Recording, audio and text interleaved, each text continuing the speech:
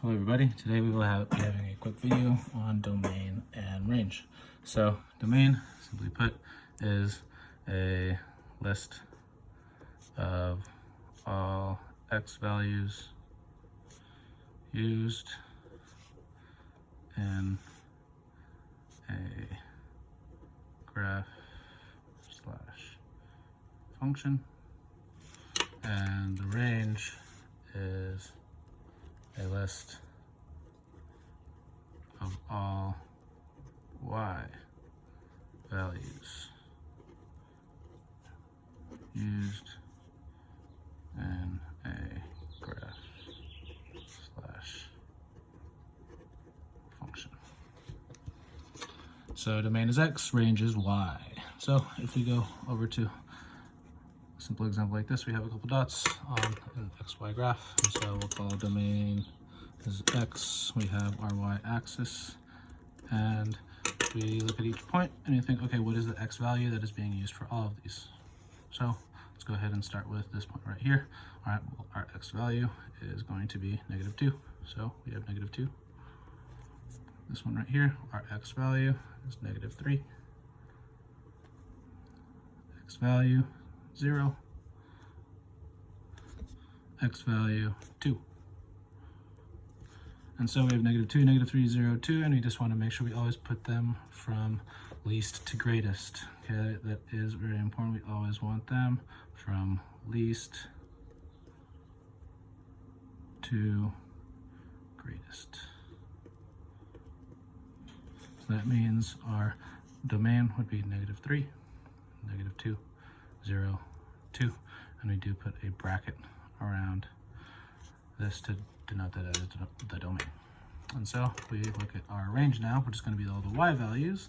And so we can go ahead and go all y values. We go over and just trace this over to the y-axis. That is -2.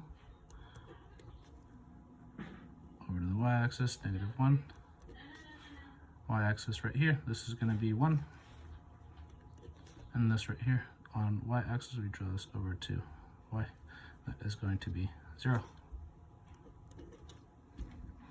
And so we put this from least to greatest, -2, -1, 0, then 1. And that is our range. So you will be finding the domain and range of certain lines. And so once again, all we have to remember that domain is x, the range is the y, and we're going to start with this point. We're going to trace it over to the domain to see what points are being used, because it is easier to visualize it on this actual x-axis and on the actual y-axis itself. So I'm going to keep recommending to trace it over to the x. And so we look at this right here. This goes down. This is -3. But we see that that's an open circle. If you remember from inequalities, that means it's not included, so we're not going to include -3. So we find a couple points that are on this. We find this, we trace it up here, we trace it up here. That's going to be -4 and -5 also. But as you can tell, there are numbers in between -3, -4, and -5. Right? We have this number. If we looked at this dot, that right there would be -4.5. So we have to make sure we account for that number, right? What about this right here? That's -4.2. We also have to make sure we account for that number. We have to make sure we account for this number right here. This is going to be -3.7. And we have all these numbers that we can keep tracing over to the x-axis, right? And so you think, how would we actually represent numbers, all of these numbers, more than one number, when we do not include -3, that represent this x-axis right here? We just use an inequality. So this is going to be x is less than -3. There is your domain. So we can do the same thing for the range. We trace it over to the y-axis this time to see what y values are being used. We see here that this is going to be +1. We keep tracing over. This is 0. All these points, we have -2. But we have all these values that need to be represented, not just the 1, 0, -1, -2. We have all these numbers that need to be represented, and this keeps going forever. So instead of writing 1, 0, -1, -2, every single number in between, which would be impossible, we just write x is less than 1. And there is your range. And I keep tracing, so we look at our domain, look at the x value, we go up here to make it easier to visualize the values on the x-axis itself, because this is what the domain is, and we look, okay, all of these x values are being used, so that is going to be x, and these are all the numbers that are less than or equal to 1, 2, 3. So there's our domain, and then we can do the same thing with the range. We go over to the y. It's going to be everything right here. Trace over to the y, trace over to the y. All these numbers, and it keeps going up, right? So the arrow goes this way, so it keeps going up. So we need to represent all of these numbers right here.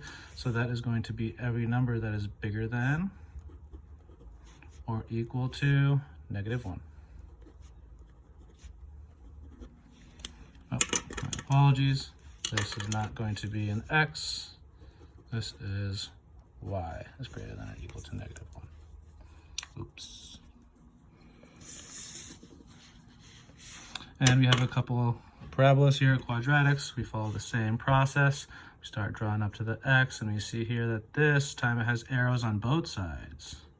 So even though this looks like it might go only from 1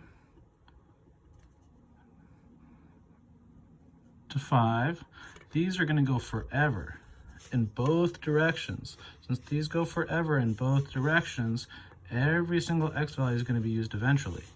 So since we want to represent every single x value, right, we can write all x values or all real numbers. That basically just means everything will be used eventually. But it's not going to be the same with y, because with y, if we start tracing over to the y-axis, all of these are going to trace over. Both of these go to the same y. All of these have the same y value, right? And when we look at the y-axis, it's only going to be the numbers here and below. There's nothing above this -1. So this one is going to be y is less than or equal to -1. And lastly, we follow the same process. We look at our domain, trace all the way down, and it keeps going on this way. So that is going to be all the numbers here and below. X is less than or equal to 2. And then we do it with the y's. We see here that all of these, we go to the y-axis. This is a y value of 4. This is y value of 5. This is y value of 2. And eventually, since this goes all the way this way, this goes all the way up, we're going to use every number on that y-axis. So it's going to be all real numbers. Thank you for watching.